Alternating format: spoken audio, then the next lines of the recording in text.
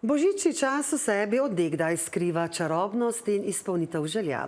Včasih pa se najbolj skrite želje izpolnijo čisto slučajno in na čisto običajen dan. Tako se je zgodilo fotografu Alenu Milavcu, ki je kot srednješolec fotografiral eno od kolesarskih dirk, potem pa po spletu naključi, predvsem pa iskrene želje, znanja, profesionalnosti, postal osebni fotograf najboljšega kolesarja na svetu. Več Mateja Polšak-Čuk.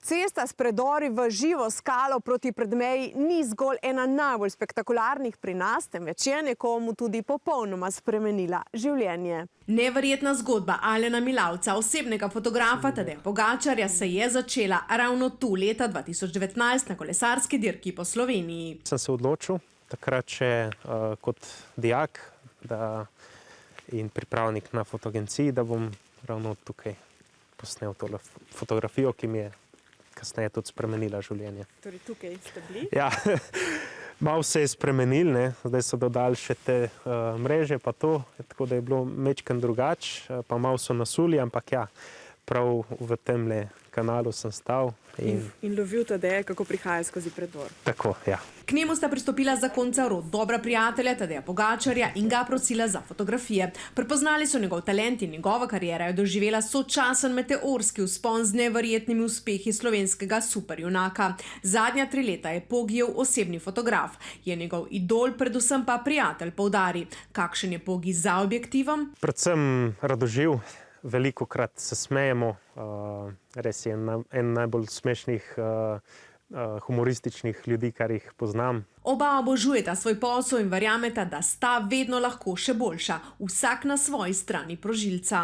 Je treba biti spoštljiv in profesionalen do vsakega športnika, konec koncev do vsake osebe, ki jo spoznaš v življenju. Tako je postal tudi uradni fotograf aktualnega svetovnega reli prvaka FIA Brazilca Lucasa Moraesa, pri čemer priznava, da je lovljenje relija sredi puščave veliko težje kot najboljšega kolesarja.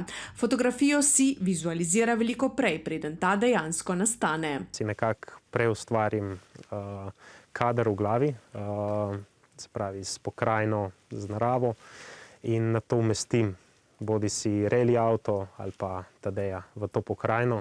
Tako je nastala tudi ena od njegovih najljubših, posneta na letošnji dirki Strade Bianche v Sieni. Balkon, na katerem je nastale, opazil že nekaj let nazaj. Letos mu je uspelo priti nanj in ujeti pravi trenutek zmagoslavja. Prizna, da se mu včasih od treme malce zatresejo prsti. Zdrava trema, ni tista nervoza, je nekaj, kar te pusti živega. Zbranost v ključnih trenutkih ga obenem povezuje z vrhunskimi športniki, ki jih spremlja. Njegov koledar za prihajajoče leto je že natrpan, pri čemer z nasmehom doda, da živi svoje sanje.